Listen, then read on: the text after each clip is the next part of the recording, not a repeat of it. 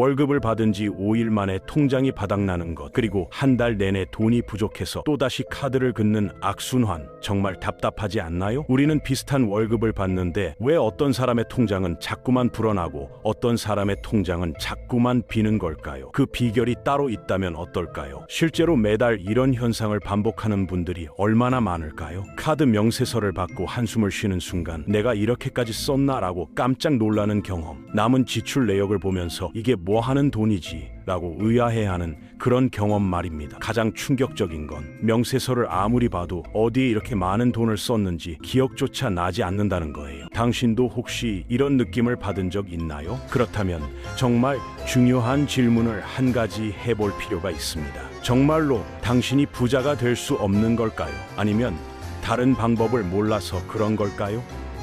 결론부터 말씀드리겠습니다. 당신이 부자가 되지 못한 것은 능력 부족이 아니라 단지 시스템을 모를 뿐입니다. 세상에는 이미 검증된 자산 관리 방법이 존재합니다. 100년을 넘게 같은 방식으로 수백만 명을 부자로 만든 시스템입니다. 지금부터 그 시스템이 정확히 무엇인지, 그리고 왜 이렇게 강력한지 함께 알아보겠습니다. 지금 당신의 지갑을 열어보세요. 신용카드가 몇 장 들어있나요? 카드로 결제하는 게 너무 자연스러워서 현금이 필요한 경우를 생각조차 못한 지 얼마나 됐나요? 여기서 놀라운 사실 하나를 알려드립니다. 같은 경제 수준, 같은 월급을 받는 두 나라가 있는데 한 나라의 사람들은 매달 소득의 28% 이상을 저축하고 또 한 나라는 그 절반도 못합니다. 그 차이를 만드는 단 하나의 도구가 있다는 거죠. 그것은 비싼 투자 상품도 아니고 대단한 재테크 기법도 아닙니다. 오히려 정반대예요. 100년 전으로 돌아가는 것처럼 보이는 정말 단순한 것들입니다. 펜 한 자루, 종이 한 장, 그리고 지갑 속 현금들. 이 원시적으로 보이는 도구들이 어떻게 수백만 명의 사람들을 부자로 만들었을까요? 당신이 알아야 할 가장 중요한 심리학적 개념부터 시작해 보겠습니다. 디지털 결제의 편리함이 우리를 어떻게 속이고 있는지, 그리고 왜 일부 사람들은 여전히 종이와 손으로 돈을 관리하는지 깨달으면 당신의 통장이 얼마나 빨리 변할 수 있는지 놀라게 될 겁니다. 우리나라는 전자결제 문화가 매우 발달했습니다. 휴대폰 하나로 어디서든 손가락 터치 한 번이면 결제가 완료됩니다. 편의점, 음식, 심지어 노점상까지 모든 곳에서 카드와 모바일 페이먼트가 통합니다. 이런 편리함은 우리의 일상을 정말 간단하게 만들어 주었어요. 그런데 뇌과학 측면에서 보면 이 편리함 안에 함정이 숨어 있다는 사실을 알고 계시나요? 신용카드로 결제할 때 우리의 뇌는 돈이 나간다는 사실을 제대로 인지하지 못합니다. 통장에서 직접 빠져나가는 실감이 없기 때문이죠. 숫자만 줄어들 뿐 물리적인 상실감이 없다는 겁니다. 마치 게임 속 포인트를 쓰는 것처럼 느껴져서 우리는 무의식적으로 점점 더 많이 소비하게 됩니다. 앱에서 잔액을 확인하는 것도 일시적인 경각심만 줄 뿐 다음 순간이면 또다시 카드를 꺼내듭니다. 이것이 바로 일본에서 여전히 현금 문화를 고집하는 이유입니다. 일본의 사람들이 매달 수입의 28% 이상을 저축한다는 통계가 있습니다. 이는 우리나라 평균 저축률의 거의 2배에 가깝습니다. 이 차이가 정말 자극적이지 않나요? 이 일본이라는 나라의 사람들이 짠돌이처럼 사는 건 아닙니다. 그들은 단순히 돈을 아끼는 것보다 돈을 관리하고 통제하는 방식에 훨씬 더 집중합니다. 지갑에서 지폐를 꺼낼 때마다 손가락으로 만져지는 종이의 감촉, 떨어져 나가는 돈을 눈으로 확인하는 경험이 자동으로 소비를 제어합니다. 심리학적으로는 지불의 고통이라고 부르는 이 감각이 우리를 과소비로부터 보호해줍니다. 마트에서 쇼핑을 마치고 계산대 앞에 섭니다. 지갑에서 1000단위의 지폐를 꺼내 점원에게 전합니다. 그 순간 당신의 뇌는 명확하게 인식합니다. 내 자산이 줄어들고 있다. 이 감각이 이듬달에 비슷한 상황에서 불필요한 물건을 집어드는 것을 방지합니다. 반면 카드 한 장으로는 이런 즉각적인 상실감이 전달되지 않으니까요. 20세기 초반 일본의 어떤 여성 기자가 창안한 가계부 문화가 있습니다. 이것은 단순한 지출 기록이 아니라 뇌의 인식 체계를 완전히 바꾸는 도구라고 할 수 있습니다. 요즘 우리는 자동화된 앱을 사용합니다. 카드를 긁으면 은행이 자동으로 문자를 보내고 앱이 알아서 카테고리를 분류해 줍니다. 매우 효율적이라고 생각하기 쉽지만 여기에 역설이 숨어 있습니다. 있습니다. 자동화된 기록은 기억으로 남지 않습니다. 데이터는 축적되지만 당신의 뇌에는 자극을 주지 못한다는 거죠. 반면 직접 손으로 펜을 들고 종이에 숫자를 적는 행위는 뇌의 여러 영역을 동시에 활성화시킵니다. 특히 전두엽이라는 판단과 계획을 담당하는 부분이 강하게 자극을 받습니다. 이렇게 되면 당신이 어디에 돈을 썼는지가 단순한 데이터가 아니라 생생한 기억이 되는 겁니다. 이 문화권의 사람들이 매달 실천하는 과정은 정말 단순합니다. 월급이 들어오면 먼저 4가지 질문을 던집니다. 첫 번째는 이번 달에 들어온 소득이 정확히 얼마인가 하는 것이고, 두 번째는 이달에 반드시 저축하고 싶은 금액이 얼마인가입니다. 세 번째 질문은 그러면 실제로 쓸 수 있는 돈이 얼마인가이고, 마지막으로 그 돈을 어떻게 나누어서 쓸 것인가 하는 거죠. 그 다음 그들은 지출 항목을 4개의 그룹으로 나눕니다. 첫 번째 카테고리는 기본 생존비인데, 이것은 숨을 쉬기 위해 꼭 필요한 비용들입니다. 집값, 식사 관련 최소 지출, 물과 전기 같은 공과금이 여기 포함됩니다. 두 번째는 선택적 지출이라고 할 수 있는데, 이건 내가 원할 때 쓰기도 하고 안 쓰기도 할 수 있는 부분입니다. 외식, 옷 구매, 카페 방문 같은 것들이 여기에 해당합니다. 세 번째 카테고리는 성장 관련 비용입니다. 새로운 책을 사거나 강좌를 듣거나 영화표를 사는 것처럼 자신을 발전시키는 데 쓰는 돈이죠. 그리고 마지막 네 번째는 예상 밖의 상황을 대비하는 비용입니다. 예를 들어 가족 행사에서 예상치 못한 지출이 생기거나 갑자기 의료비가 필요할 수도 있으니까요. 우리나라 직장인들이 가장 자주 저지르는 실수가 뭐냐면, 신용카드만 있으면 된다고 생각하면서 생존비와 선택적 지출의 경계를 무너뜨린다는 겁니다. 배달 음식을 시켜 먹으면서 이것도 식비이니까 필수 지출이야 라고 합리화하는 거죠. 하지만 엄격하게 따지면 집에 있는 재료를 이용해 요리하는 것이 생존비이고, 배달 서비스를 이용하는 것은 편의와 만족을 위한 선택적 지출입니다. 항목을 이렇게 명확하게 구분하고 손으로 기록하다 보면 어떤 일이 벌어질까요? 당신은 놀랍도록 객관적으로 자신의 소비 습관을 보게 됩니다. 숨만 쉬어도 나가는 돈이 정확히 얼마인지, 그리고 그 외에 기분 때문에, 습관 때문에 낭비한 돈이 얼마인지가 뚜렷하게 드러나게 되는 거죠.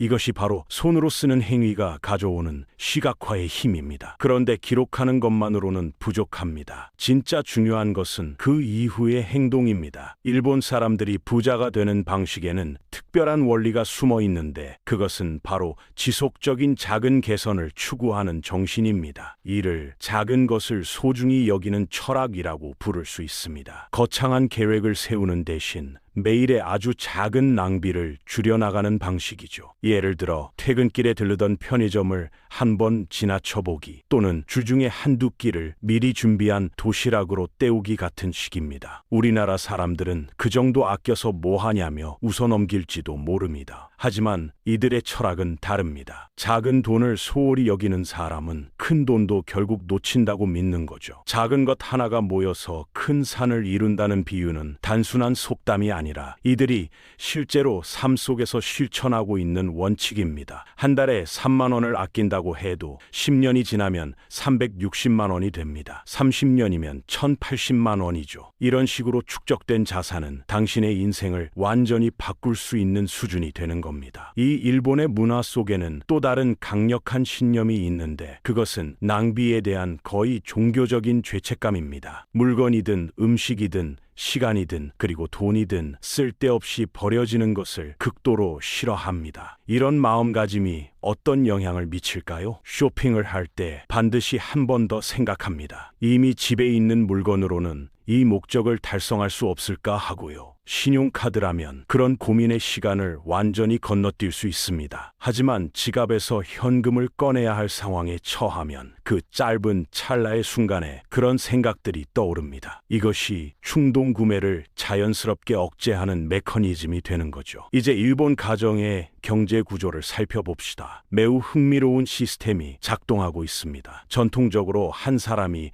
가정의 재물을 총괄하고 관리하는 방식을 선호합니다. 우리나라는 맞벌이 부부가 늘어나면서 각자 돈을 관리하는 경향이 많아졌지만 일본에서는 여전히 통합 관리를 택합니다. 월급날이 되면 벌어들인 돈이 한 사람에게 몰려집니다. 그 사람이 저축할 금액을 정하고 월간 지출 계획을 세우고 나머지를 용돈으로 배분하는 거죠. 겉으로 보면 구식처럼 느껴질 수도 있지만 자산 증식의 관점에서는 정말 효율적인 방식입니다. 돈의 흐름이 한 곳으로 모이면 통제와 관리가 훨씬 수월해집니다. 그리고 무엇보다 강제 저축이 자동으로 이루어집니다. 모든 이 과정이 디지털 시스템으로 구축되지 않는다는 점이 가장 중요합니다. 아날로그 방식으로만 유지됩니다. 펜으로 쓰고 봉투에 현금을 담고 손으로 계산하는 거죠. 이 원시적으로 보이는 방법이 역설적으로 가장 강력한 자산관리 도구가 되는 겁니다. 이제 가장 핵심적인 실행 방법으로 들어가 보겠습니다. 일본 가정에서 흔히 볼 수 있는 봉투관리법이라는 것이 있습니다. 이것은 신용카드 중독을 끊어내기 위한 가장 실질적인 전략이라고 할 수 있습니다. 이 방법은 원리가 매우 직관적이지만 그 효과는 정말 강력합니다. 월급이 나오면 생활에 필요한 돈 전체를 현금으로 인출합니다. 그리고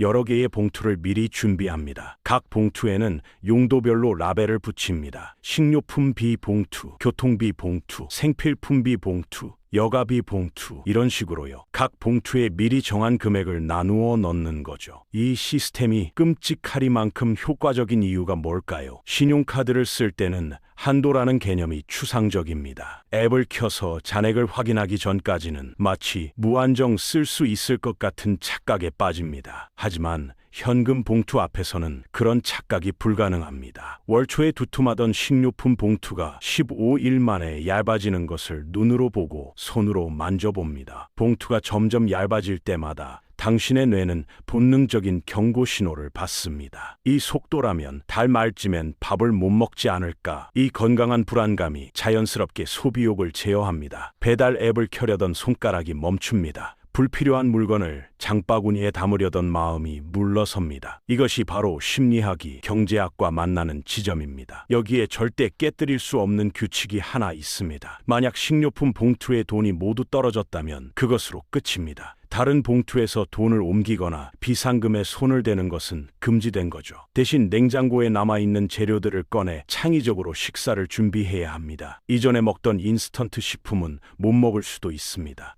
하지만 이런 제약이 오히려 사람들을 현명하게 만듭니다. 고통스러운 상황 속에서 당신은 진정으로 필요한 것이 무엇인지를 깨닫게 됩니다. 이것이 안정적인 가정 재정의 비결입니다. 이 문화권의 사람들은 미래의 월급을 당겨 쓰지 않습니다. 신용카드의 한도를 최대한 활용하지도 않습니다. 할부 금융도 거의 사용하지 않습니다. 대신 현재 가진 자원 안에서만 생활하는 훈련을 철저하게 합니다. 이것이 얼마나 강력한 자산 축적의 기초가 되는지 아실까요? 소비에 대한 철학적 태도도 매우 다릅니다. 우리나라에서 절약은 종종 초라한 것, 부족한 것으로 인식되곤 합니다. 가난해서 어쩔 수 없이 하는 거라는 인식이 있죠. 반면 일본 문화에서는 절약이 세련된 삶의 방식으로 취급됩니다. 지혜로운 소비, 품위 있는 생활의 표현이라고 여기는 겁니다. 그렇다고 해서 무조건 싼 물건을 찾아다니지는 않습니다. 오히려 반대입니다. 사람들은 싼 것이 비지떡이라는 원칙을 누구보다 잘 알고 있습니다. 처음에는 조금 비싸더라도 품질이 좋은 물건을 한번 구매해서 오래 사용하는 것을 선호합니다. 10,000원짜리 싼 외투를 매년 사는 것보다 150,000원짜리 좋은 외투를 10년 동안 입는 게 훨씬 경제적이라고 계산하는 거죠. 이런 태도는 중고 거래 문화로도 확장됩니다. 우리나라에서도 최근 당근 마켓 같은 플랫폼이 활성화되었지만 이 문화권에서는 중고품 구매가